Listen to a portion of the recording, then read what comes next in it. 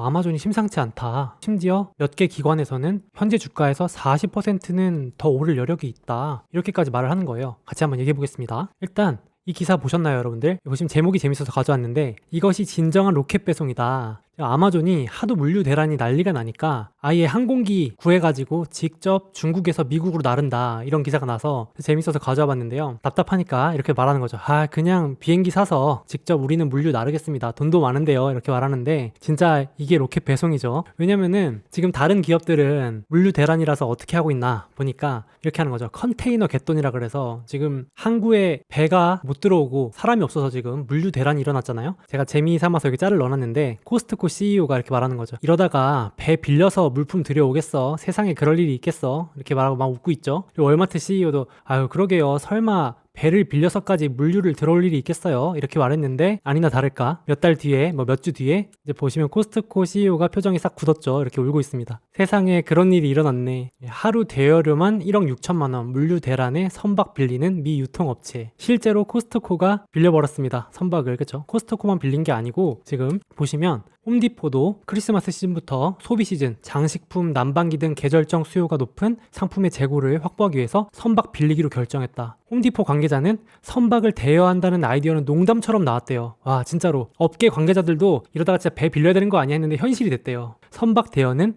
회사 역사상 처음 있는 일이라고 했다. 몰랐었나 봐요, 정말. 그래서 코스트코는 세대의 선박을 대여해서 운영하고 있고, 코스트코 관계자도 내년에 이제 아시아, 중국 이런 데서 들어오는 것도 이제 전세 선박에 맡길 예정. 이러니까 비용이 엄청나게 높아지겠죠. 세계 최대 소매 유통업체인 월마트도 배 빌리기로 했습니다. 그래서 오죽하면은 지금 기사에서 재밌게 나온 말이, 미국에서 가장 무서운 것은 곧 10월 말에 할로윈이 있잖아요. 할로윈 때 나오는 유령이나 귀신이 아니라 텅 빈 매장이다. 텅 빈 매장이 더 무섭다. 지금 텅텅 비게 생겼으니까요. 올해 크리스마스 선물 지금 주문해도 내년에 받는다, 이런 얘기까지 나오잖아요. 지금 이런 대란인데 오죽하면은 대통령도 나와가지고 긴급 선언했죠. 연말 전까지 불프 전 물류 대란 끝내라. 다급해서 지금 기업들 모아놓고 불러가지고 대책 내놔라 이러면서 총력 대응에 나서고 있습니다. 지금 안 그래도 민심이 안 좋아가지고 불만도 많은데, 추수감사절, 성탄절, 쇼핑 시즌에 미국인들 불만이 폭발하면 안 그래도 지금 지지율이 뚝뚝뚝 떨어지고 있는데 바이든 대통령 타격이 클 것이라는 위기감에서 비롯된 조치라고도 해석이 나오고 있을 정도죠. 그러니까 심각한 겁니다. 지금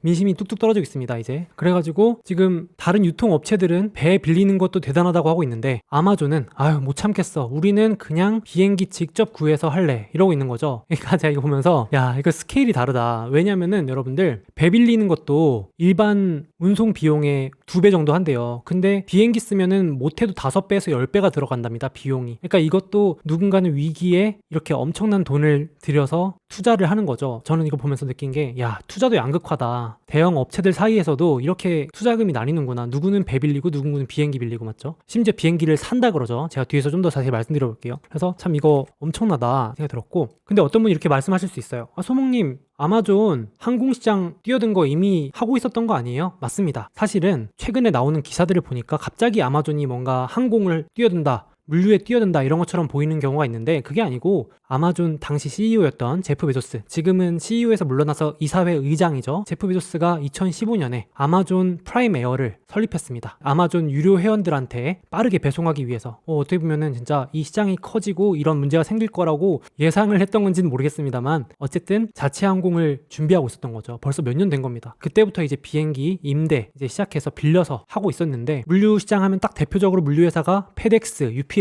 있죠. 3대 물류회사라고도 불리는데 DHL까지. 이때 언제냐면은 이때 이제 2015년 말 2016년에 처음으로 아마존이 이제 우리도 물류 항공 뛰어들겠다라고 했을 때는 이제 주가가 별 차이가 없었는데, 이때 본격적으로 주가가 벌어지기 시작했습니다. 보시면은 2018년 2월에요. 생생한 기억이 나는데 갑자기 이제 아마존이 발표를 하는 거예요. 이제 진짜로 배송도 우리가 하겠다. 여태까지는 우리가 페덱스나 UPS한테 맡기고 협력했는데 이제는 우리가 할 거야. 이렇게 하니까 진짜로 아마존 주가는 오르는데 페덱스, UPS 주가는 떨어지기 시작하더라고요. 이때 진짜 페덱스, UPS가 망한다는 소리까지 나왔습니다. 주식시장에서는. 제가 그 기억이 나는데요. 저도 그래서 페덱스, UPS 주식은 손도 못 대겠더라고요. 미래가 불투명하다, 이런 생각이 좀 들었었어요. 그래서 보시면 이제 갈라지죠, 주가가 여기서부터. 게다가 좀 있다가 1년 뒤에 2019년에 이제 뭐라 그러냐면은, 이제는 아예 대놓고 아마존하고 페덱스가 결별을 해버립니다. 그러니까 여태까지는 아마존이 페덱스한테 맡겼었는데 이제 확실하게 우리 협업 그만하자, 이러니까 이제 아마존 주가는 이렇게 올라가기 시작하는데 페덱스, UPS는 더 떨어지더라고요. 이렇게 되고, 이때만 해도 아마존이 그래, 대신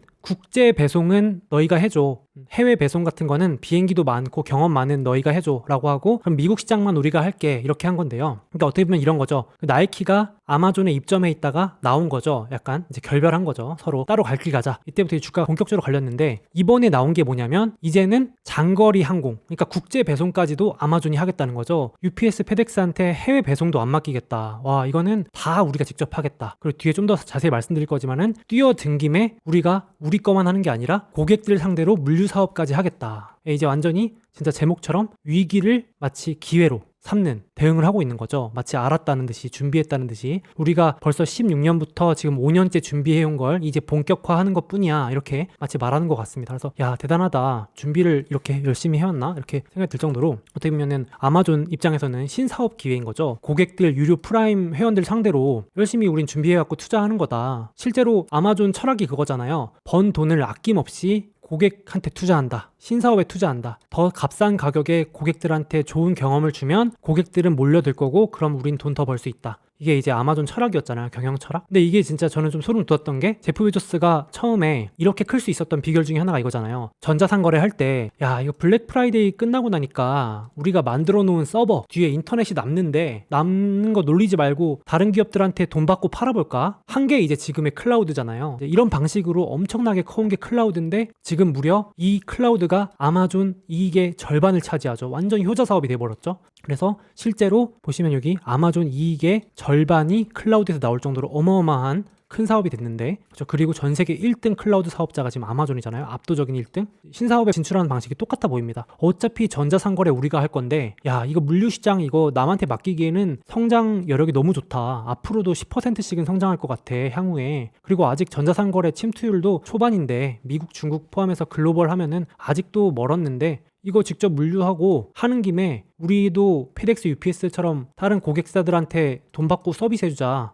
이렇게 하니까, 야, 이건 완전히 아마존은 유리한 사업 아닌가. 왜냐면 아마존은 이미 클라우드로 돈 잘 벌고 있으니까 거기서 나오는 현금 흐름이 좋잖아요. 그러니까는 페덱스나 UPS보다 가격 싸게 해가지고 고객들한테 우리가 경쟁사보다 훨씬 쌉니다, 이렇게 하면 이제 고객들도 몰리지 않을까요? 기업들도. 그래서 되게, 야, 이거 또 이렇게 시장을 장악하는구나. 아마존이 참 대단하다. 그리고 아마존이 이제 여태까지는 왼쪽 보시면 아마존 항공기 보유 대수인데요. 작년까지만 해도, 2020년까지만 해도 아마존이 이제 임대로 하고 있었습니다. 임대. 비행기 빌렸어요. 계약 맺어서. 그래서 항공기 임대하고 있었는데, 이제 올해부터 본격적으로 직접 사는 겁니다. 항공 화물을 위한 항공기 첫 구매. 이거 올해 초부터 마치 올해 말에 물류 대란이 일어날 걸 알았다는 듯이 항공기를 계속 사들이고 있었어요. 계약을 이미 한 거죠. 이제 이게 얼마 정도 규모냐면은 참 알고 봐도 대단한 게요. 지금 85대 정도 되는데, 이게 임대 물론 포함입니다. 아시아나 항공사 보유 항공기만큼의 숫자고요. 2028년까지 예상이 200대거든요. 그러면 이제 지금 대한항공보다도 많은 거고, 물론 아직도 세계 최대 물류 기업인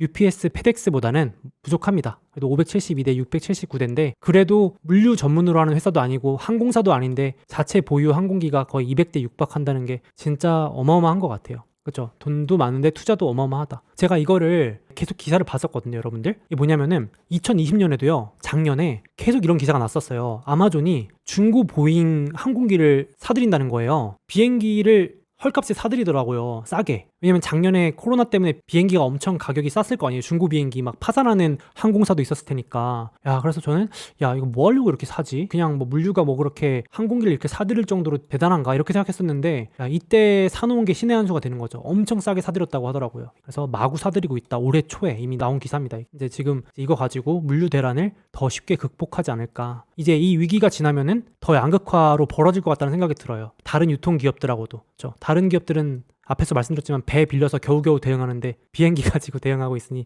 클래스가 이게 어마어마한 것 같아요, 진짜. 그죠? 그래서 이 기사를 자세히 안 보고 넘어가면 그냥 아마존이 원래 하던 거 하는가 보다 하실 수 있는데, 앞에 말씀드린 것처럼 여기 이 장거리 물류 시장에 뛰어들고 자사의 화물뿐 아니라 다른 기업들의 제품 운반까지 맡을 가능성이 높다. 국제 물류 사업에 뛰어든다. 이게 엄청난 큰 신사업으로 뛰어드는 신호라고 저는 좀 보여지더라고요. 야, 이거 기회로 삼는구나. 여태까지 준비해온 걸 수익화하겠다. 그래서 이 위기에 애널리스트들이 가격을 올리더라고요. 목표 주가를 보시면 이번 주에도 목표 주가 올린 기관의 근거를 제가 좀 분석해 보니까 지금 가격보다 30-40% 상승 여력이 있다라고 말하는데 정확히는 40%, 목표 주가 4,700불. 여러분들 참고로 기관이 목표 주가 내놓으면 12개월 목표 주가가 일반적이에요. 그러니까 1년 안에 이 정도 간다라는 걸 일반적으로 말하는데, 물론 뭐 목표 주가가 다 맞는 거 아닌 거 아시죠? 그냥 참고만 하는 겁니다, 우리도. 근데 근거가 중요한데요. 이거예요. 2015년, 16년부터 아마존이 깔아놓은 항공 물류 배송망 투자 수익이 내년부터 본격화된다. 2022년부터 갑자기 아마존이 물류하는 게 아니다. 여태까지 아마존, 에어, 허브 이런 거 다 깔아놨다. 이게 수익에 도움이 될 것이다. 두 번째, 올해 아마존 프라임 연간 회원 안 올렸는데 내년에 아마도 아마존 프라임 구독료 올릴 것이다. 고객들이 가격이 올라도 못 떠난다는 걸 이 기업은 알고 있는 거죠. 아마존 프라임은 데이터 분석을 통해서 내년에 이 정도 올리면 고객들이 이탈하지 않겠지라고 데이터 분석을 다 해놓은 상황에서 아마 하지 않을까. 가두리 양식하는 거죠. 미국에서 한 1억 명 넘는 고객들 다 가입시켜놓고 가격 인상 딱 해버리면 수익도 또 높아지고, 맞죠? 그래서 한 기관도 30%, 어떤 기관도 40% 정도 상승 여력이 이 두 가지에서 뿜어져 나올 수 있다. 이렇게 말을 하고 있고, 실제로도 이제 뭐 이건 제 책에 있는 내용이지만 역시 시장 확대, 자체 물류하던 회사가 이제는 고객 상대로 물류한다면 실제로 수익에 매출에 도움이 되니까 기대감이 좀 더 붙지 않을까. 요 포인트가 하나 있을 것 같고요. 위기가 기회가 된 사례고, 그리고 지금 횡보하는 아마존 제가 이거 오죽하면 책에다 썼겠어요. 제가 아마존 주가를 오랫동안 보다 보니까 특징이 있더라고요. 상승 랠리와 휴식을 반복하는 아마존인데, 여기 보시면은 이제 잘 나가다 1년씩 쉰다고 해놨잖아요. 이게 참 사이클이라고 봐도 틀린 말은 아닌 것 같은데, 보시면 아마존이 진짜로 주가가 쭉 상승하다가 좀 쉬었다가 쭉 상승하다가 쉬었다가 쭉 상승하다가 쉬었다가 이걸 반복해요. 실제로도 이게 2020년 말까지 딱 오르고 지금 1년째 쉬고 있습니다. 그리고 이제 한 1년 쉬다가 이 과열을 시키고 나면 또 1, 2년 랠리를 해요. 이렇게 계단식으로 오릅니다. 진짜 아마존 같은 기업은 신기하게도. 제가 짤 재밌어서 가져왔는데, 제프 베조스가 얻어 걸린 건지 이런 위기가 올 거를 미리 예상하고 준비한 건지 모르겠지만 어쨌든 지금 상당히 아마존한테는 오히려 이 물류 대란이 기회가 될 수 있는 상황이다. 준비를 해왔기 때문에 2016년부터 이 물류 대란을 준비해온 거죠. 이 물류가 중요해진다, 엄청나게 커진다, 먼저 예상을 한 걸까요? 아니면은 얻어 걸린 걸까요? 이거는 평가가 이제 갈리겠죠. 그래서 유통 상거래 관련 주식들 하고 ETF 가져왔는데, 여기서는 뭐 개인적으로는 아마존을 좋아합니다. 제가 아무래도 빅테크 기업들 좋아하는 거는 아마 눈치채셨을 텐데 지금 마침 한 10% 정도 빠지고 있고, 횡보도 오랫동안 하고 있죠. 횡마존이라고 불리죠. 조용합니다. 작년에 많이 올랐는데 그래서 횡보를 한 덕분에 지금 확실히 과열은 식었어요. 아마존이 성장세는 향후에도 하나도 줄어들지 않았습니다. 내년, 내후년 예상 성장세도 최소 20에서 30%씩 성장하는 회사고요. 근데 이제 버는 돈 대비 기업의 가치는 지금 최근 5년 기준에 거의 최저점으로 내려와 있습니다. 상당히 우려가 많이 껴있고 사람들이 외면해 있는 상황이다.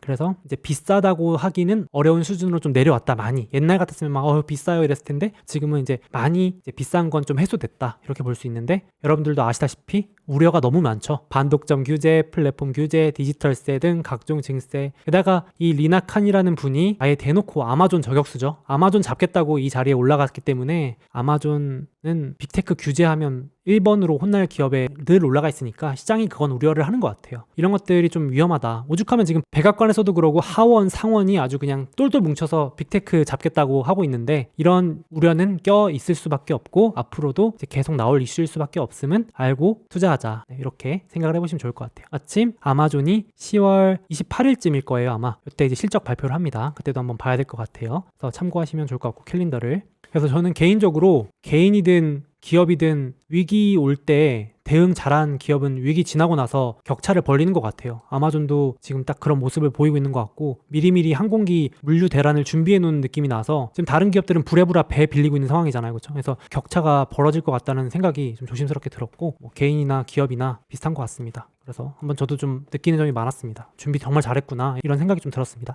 잠깐! 설마 아직도 미국 주식 수수료 다 내고 하시는 건 아니죠? 이베스트 투자증권 계좌 개설하시고 이벤트 신청하시면 부담 없는 수수료 0.07%로 우대받으실 수 있습니다. 당연히 실시간 시세도 무료로 제공됩니다. 그리고 저의 책을 드리는 이벤트도 있는데요. 계좌 개설하실 때 이벤트 코드에 소모임 입력해주시고 딱 100만원 이상만 거래해주시면 모든 분들께 이 책을 증정해 드립니다. 자, 꿀팁입니다. 50만원어치 주식을 샀다가 50만원어치를 팔아도 100만원 거래 금액이 채워지겠죠? 이건 우리끼리만 아는 비밀로 하시죠.